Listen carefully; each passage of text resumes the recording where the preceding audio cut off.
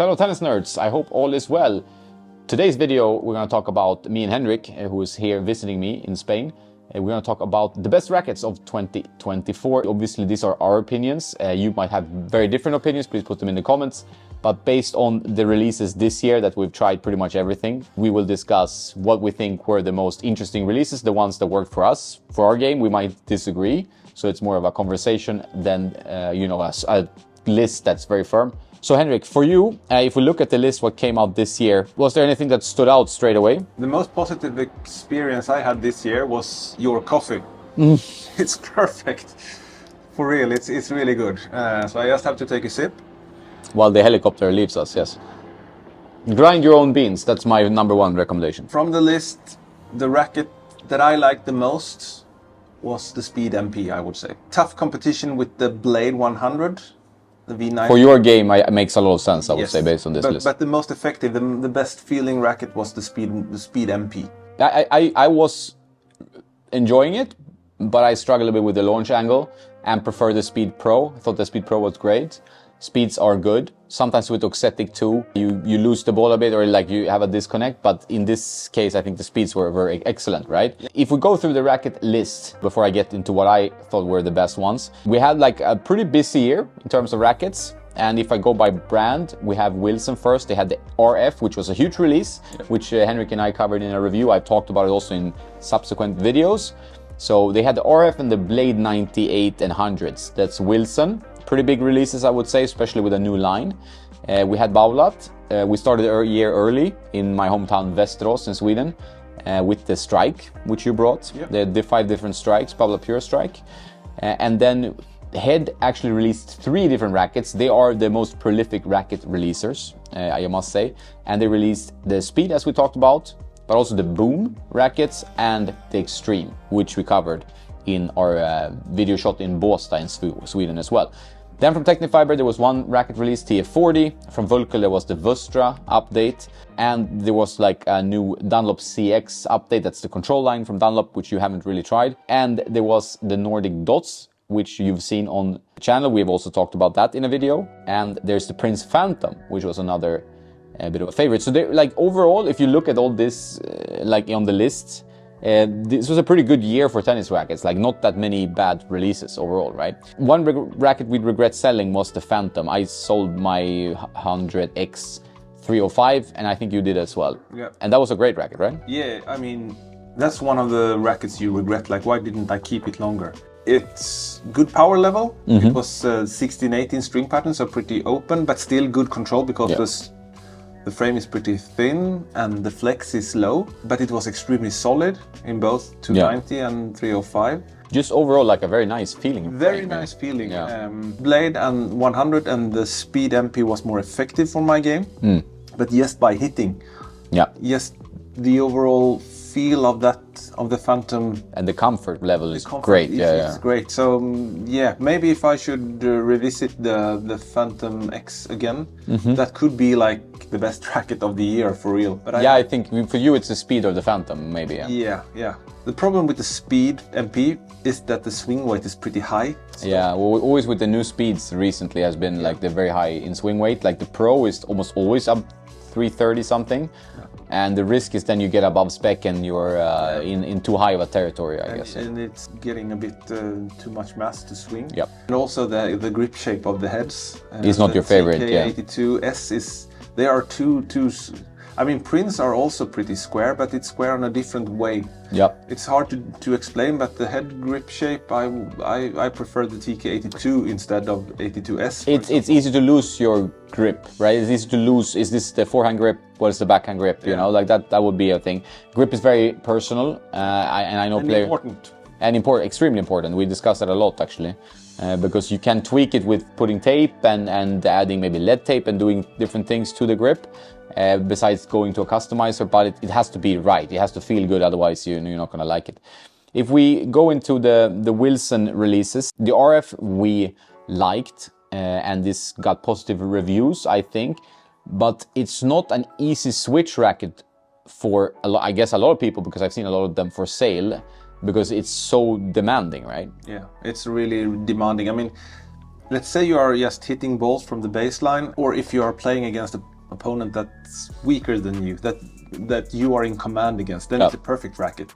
But as soon as you are on the defense, out in the corners, it's pretty, I would not say a weak racket, but it's a very difficult racket because the sweet spot is very small and you really have to generate your own pace with this racket. Yeah, you have to make sure you get the contact because like if you don't hit the ball in the middle of the string bed, you're gonna get a really low powered shot. Like it's gonna be not even getting to the net at some point. Like it's a very tough to defend, but nice to attack. You have a confidence for attack, you know. Yeah, you can understand why Roger Federer. It's made for like his style of game. Yeah, a dominating style of game. It's not for the It's not for the Nadal fans. It's an offensive racket where you are in control of the rallies. Yeah. And it's also, I mean, a lot of the buyers of the RF rackets, they are fanboys of Federer. Yeah, of course, as am I. Not right? as good players. And they do need something easier than that. Yes, yeah. And it will be a demanding racket. For example, the RF Pro. Oh yeah, that's I very would tough. say that's like top level players, future level players that could use that racket effectively. It's not for amateur players. No. If you play D2 college tennis, you can play with this. If you play futures, as you said. But it's not going to be an easy racket. It's kind of a little bit tough on the arm as well with the heft and the stiffness. But for some players, it's going to be perfect. But it's not for the average club guy, right? No. It's not for that. Pretty string sensitive. If you string it too tight, let's say you have 23, like 51 pounds or so above, then it's just a very pinging and an even smaller sweet spot, and it plays best in like 18, 19 kilos for me at least. Yeah, we got like when the RF01, which we both enjoyed more than the Pro, we really felt like the tension has to be dropped. But even with a lower tension on defense, it's a bit tricky to play with. So the RF is not that easy to recommend. They look great. They have nice feel and all that, but it's a tough racket, right? Yeah, it's really demanding. There are better options for recreational players in Wilson's line. For example, the Blade 100, that's one of my personal favorites ever. And yeah, it's a great racket. Yeah. It's a great racket and it will suit a lot. It will suit like 98% of every player style. So the Wilson Blade, I really agree that was a good release. I prefer the blades overall to the RF rackets, depending on the player, of course. If you're an aggressive player and you love Roger, you're gonna like the RF rackets most probably. But for most players, like from going up to pro level down to happy intermediate guy using 104 or 100 blade, the Blade 98 is still a super controlled weapon that is not like a prestige that gives you a bit more. So a bit more muted in feel than the previous one, but overall like very solid, very good rackets, you know, like easy to recommend to players. The blades, it doesn't do anything really bad. No. Overall a good racket, a good update, and I also love the design. Design is great. Yeah. They really did well with the blades the last generations. I think after Countervail, it's been good overall. They should have it more glossy though, because the glossy rackets are the glossy Pro Stock rackets in the blade design. It's just spectacular. Yeah. The glossy blade. Yeah. Wilson, please. Yeah. I know there will be some glossy releases next year from retailers. And I think that's going to be pretty cool. I think people really look forward to glossy rackets. Yeah. Talking about glossy rackets, and this is not a sponsored segment, as maybe some people on the forums would say, the Nordicdots racket is a racket we both enjoyed. It definitely should be up there in the list of like one of the best rackets of the year. I think because it has a lot of abilities, like it's 99 square inches, interesting specs, 1620, 23mm beam, which is similar to the Speed, you know. The progressive string pattern, I think we both sometimes have issues with because of it can be a bit unpredictable depending on how you hit your swing, you know, how you prepare. But for most players, this is a very good racket, you know, and glossy, looks great. Just for like a new racket on the market, I think it's thumbs up for sure. Yeah, it's the first time I was trying it. It was like a really, you remember we played it indoors? Yeah, it was like a wow. It was really a wow. I played fantastic tennis with it. A progressive string pattern with a very tight upper part of the racket, of the string bed. It really demands that you are playing like, that you are hitting the ball well, that you are moving. You need to attack the ball like properly. And you are forced to like play good tennis with it. If you are lazy, if you're not hitting your strokes properly and you're hitting down low in the string bed, then the ball, it could sail pretty long. But if you are working with that racket, and really getting used to it, then you will play very good tennis with it, I'm sure. You know? Because the quality of the racket, it's pro stock level. Yeah, it's definitely, feel on impact is pro stock. Like if you try this racket, you will feel the difference to that and pretty much any other racket on the market, because that is retail racket, right? Because it has that feeling of like long dwell time, but still you get some pop on the ball, right? So the sound is nice. So definitely a racket you should consider. And with the 30-day money back they have, I think it's good. I think it's nice to see new players on the market that don't just take a mold from Alibaba or just like try to copy the Pure Drive mold.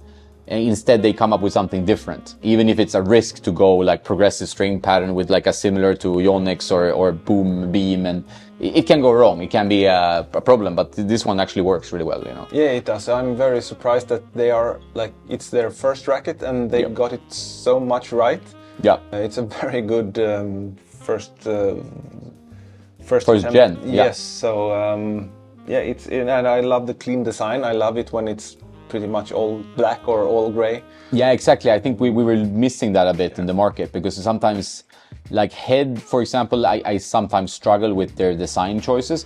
I know they have some upcoming stellar looking releases for next year. A Prestige looks brilliant for me, like old school guy, but sometimes Extremes and the new Extreme were actually looking good, but the Boom is a little bit maybe too feminine in design for my take, you know, and stuff like that. They have the range for everyone, but it's a bit more colorful, right? 3 head releases. Speed was the best one. I think we can both say that. I like the Speed Pro, he likes the Speed MP. I think that suits our games. Boom, also good. I like the Boom Pro, but overall the Boom has always struggled for some, I think, with that Clash-like feel where you have a lot of like movement in the string bed and a lot of like catapulting, which is good for the arm, but not so good for your confidence sometimes. No, I would say this is a very good intermediate players. Yeah. Players that are like 3.0 and up to 4.5, I would say.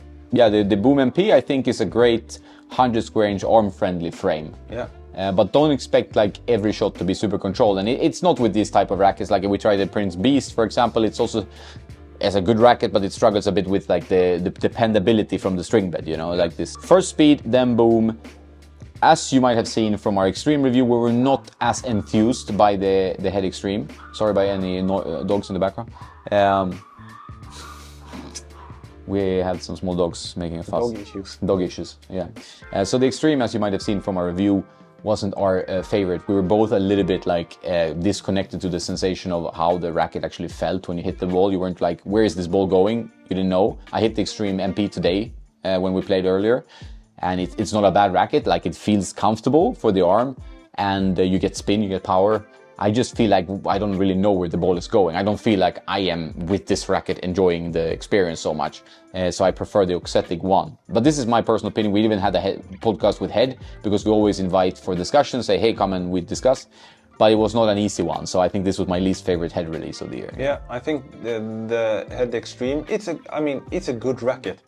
You hit a good ball with it, but you don't feel the ball, so to say, in the string. No. But, so I think it would be pretty... It could be string sensitive as well. Yeah, for sure. You should, if you want to try this Extreme, don't give up after one try. Let's say you are stringing it with, for example, Head Hawk Touch or Hawk Trois. Sorry. Don't give up. Really? If you don't like that with that string, try another string. Try different tensions. Do something. Just don't go by one hit with this racket, because then you could be disappointed. So just give it some time. I would say if I should like really try the Extreme MP again, I would use like Solinco Tourbite, for example. Yeah, that's your go-to string. That's my go-to string, and I think that would fit that racket pretty well. Try some different string setups in the Extreme, because it's a good racket, but it needs some love to work for your game, so to say. Yeah, and you need to experiment a bit. Yeah, and I saw that it's got like a lot of good reviews on Tennis Warehouse. While I gave it a lukewarm review, we both were lukewarm about it. So it's a thing where you have to try it, you know, and check other reviewers as well. I always encourage people to check other YouTube channels. Like you need a kind of 360 point of view, and then if you can demo, you demo, right? So you do that. Today you had a hit first time for you, and this is one of my favorites of the year. Maybe the one that I played the best with is the Tecnifibre TF40, which is recent release. It came out like just a month ago or something. And that's a racket which it has blade identity, but a bit more pop. And the foam filling makes it really solid. And you played well with that as well. Yeah, I used it without... Normally I play with the dampener always have, but it felt extremely well dampened, very solid, extremely solid, pretty rich feel in the racket. It also felt pretty much pro stock. Yeah, it has a nice feel to it. Like it's chunky in the hoop. Yeah, very solid. No discomfort on the arm whatsoever. Foam.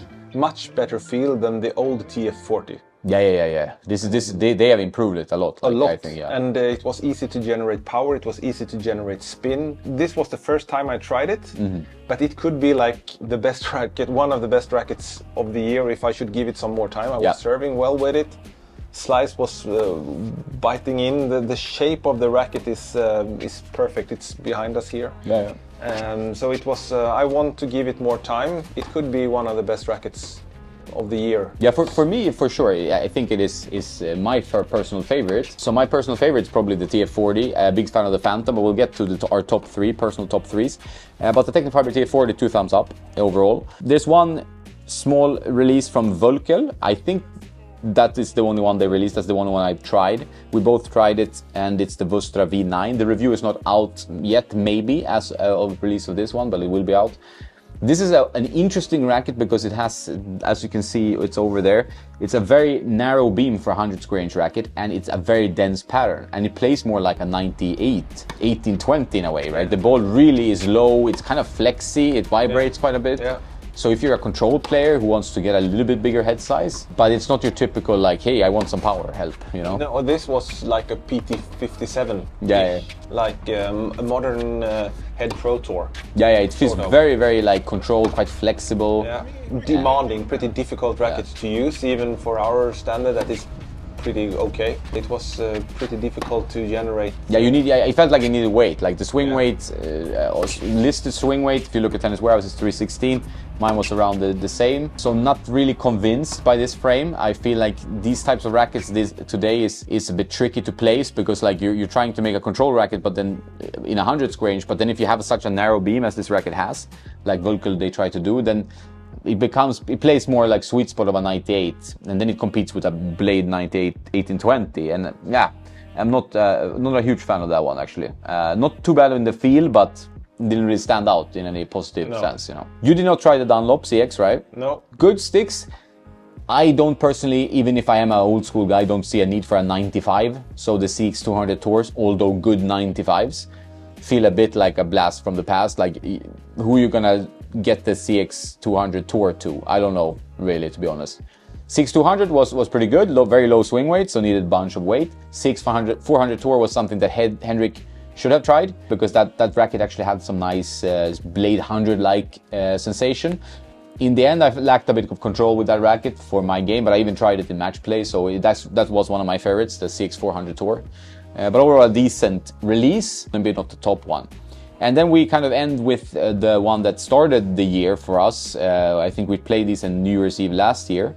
When you came to my hometown. That was a Strike, which was the only Babolat release. They are pretty sparse with their releases. And Henrik is a Babolat guy these days. He plays probably his best tennis with the Aero 98, as do many. But this Strike is more demanding than that. Yeah, Strike. We tried the 98, 1820. We tried the whole bunch, yeah. Yeah, like 5 or 6, 5 rackets. 5 rackets, yeah. Even 100, 16, 20, 98, both patterns, and the 97. Yeah, and the VS. Yeah, that's the 97. No, yeah, 97, of course, sorry. Good rackets, pretty demanding rackets. Higher swing weight on the 98 versions. Yeah, the Strike, this is weird for me. It strikes me as weird. All the racket companies that I've worked with this for a long time, as Henrik. The racket companies are getting better with the quality control. It's not usually as many whoppers as, like, if I get two 15-year-old rackets, I mean, they can be really crazy far apart, you know? This doesn't seem to happen, especially the new blades were super spot on, all the ones I tried. But with the Babolat Strikes, more than the Aero, more than the Drive, I would say, although Drive was so the last generation, they can be really like super high swing weight or lowish swing weight. Yeah. So I feel like that is a bit, not the best, you know? No. But the rackets itself, I mean, if you're attacking guy. If you're like attacking guy, then the Strikes are very good. Especially, I think we both played very good with the 1820 98 version. Yeah, that was like not the typical 98. It's a little bit more spinny and a bit more powerful. Yeah. And the swing weight was pretty high. I think it was like 335 or something like that. So you created a really heavy ball with it. It felt really good. Pretty large sweet spot for such a tight string pattern. The 100 1619, that had almost the same spin as like an arrow. Pure yeah, arrow. this was a very spinny. And also very good spin. Yeah. It was pretty raw in the feel though, so it needs to be like tamed almost with some silicone or they were a bit better dampened than the previous generation. Still not the most comfortable you would find. Like the strikes, since they require you to really hit like a proper strike, like you're really to go attack the ball. And they need string. I think they're the most string sensitive Babolat racket for sure, because they need you to find a good balance, whether you want like a gut hybrid, you want like a slightly lower tension RPM power or whatever, you know, you're using a Torbite for example. You have to find your way with that racket. It's a bit more. The 1620 100 was a totally new string pattern. Yeah, new racket. Yeah, new racket, and it was more demanding than you would expect. Also pretty low swing weight. I think it was like 315 strung or something like that. Yeah. So that racket really needs either a very low tension or quite a bit of lead at 3 and 9 and 12, because it was too how do you say, flimsy almost? Yeah, it was a bit like unstable at some points, you know, in the contact. For that type of racket, it was a bit unstable. Yeah. So that need some lead. Some lead and silicone. It's the thinner beam, right? Like, and then you have a dense pattern. I find it a bit tough to groove with because it's still relatively like launchy at some points with the 1620. You don't expect it to go like this with the 100 1620. It's gonna be a bit launchier. Yeah, and the stiffness was like 62 or something like that. So it was also pretty soft in the flex. So that racket needs some, to be able to generate a good heavy ball with that one, you need to tweak it a fair bit. Yep. But then if you do, then it's a really good racket, good control, it does everything pretty well, but it needs some tweaking to be able to play good tennis with it, at least for our level. Yep. Yeah, it's not an easy home run. Like the way you're playing with the Aero 98, I would say is going to be heavier and better, especially on the clay court, than with the strike. Maybe the strike is a bit more my style of racket, but then for me, I prefer a bit the comfort of the TF40 then, so this is going to be like eking out, but in similar. Like the TF40 1619 is in a similar category to a Pure Strike 1619. Like the power level would be quite similar, you know. So there you have it. Those are the releases of the year. We've gone through them, talked a bit about them. If you would pick 3 now based on that, like would you still keep the Speed #1 as your #1 racket of the year? Top 3 for you. I played too little with the TF40, but yeah, it's fine. Just based on that, I mean, it could be like a super honeymoon try. Yeah. Good, nice court we played on today, and nice new balls, and so I cannot really take that into consideration. The feel of that one, as it was today, that was could be the best racket I've tried this year, but that was just like a short moment. A short moment, so I just need to give that more time. Put that away for now. Yeah, but apart from that I played the best tennis with was the Speed MP. Yep. I played really well on the clay court where I have some bit more time. I played a very heavy ball with it. Number 2 was the Phantom 100X 300. Yeah, you really liked that one. You had the first impressions of that. Yeah, it was really good. And then I would say I think actually Nordicdots model 99 is my 3rd pick. Yeah, but you had the Blade 100 as well to put in there. Yeah. There were many good rackets. I started to think about that. You can Let's say I have the Blade 100 and the Nordicdots model 99 tied for that 3rd makes place. sense. Model 99, I would say I would like a more traditional string pattern. Yeah. Then that would have been my number 1. Now I have to work with the model, but it's for being a new racket. It's so unique in the feel, in a positive way. So yeah, it's tied for 3rd with the Blade 100. Yep. I think I can probably share that. For me, with all that ones I've tried, and this is like what for my game and also what I think like could work for. The TF40 has been the best racket for me in terms of play. I really like that racket a lot. I do like the Phantoms. The new Phantoms I think were great. I think I would put them on 2, and then I would put the Blade 100 and the Nordicdots as a shared third place, as you did pretty much. The Speed Pro for me was good, but I think maybe it drops just out because the MP for me had a little bit more much of a launch, and the Pro had a bit too flat of a launch trajectory and quite demanding. So, but still, I must say this year had a lot of good rackets, and it shows that the quality of tennis rackets are increasing, making it even more difficult for you as consumers and us as consumers. We have bought many rackets over the years to choose and to decide, because like the quality, they're good. They have more models now in like the 100 square inch control segment, which we both enjoy, you know, like a bit more forgiving but still controlled. They have more powerful 98s, Aero 98 like you play, even like this is more powerful for a 98 for control players. So there's a lot of choice, so it's tricky, you know, you need to demo, and I know we're privileged in that sense that we can test everything. It can also confuse you a lot, but it's tricky for most players to just choose 4 demos even for a few weeks and see what they like. But that's the list. Overall, a good year for tennis rackets. I think there will be some huge releases next year. Yeah.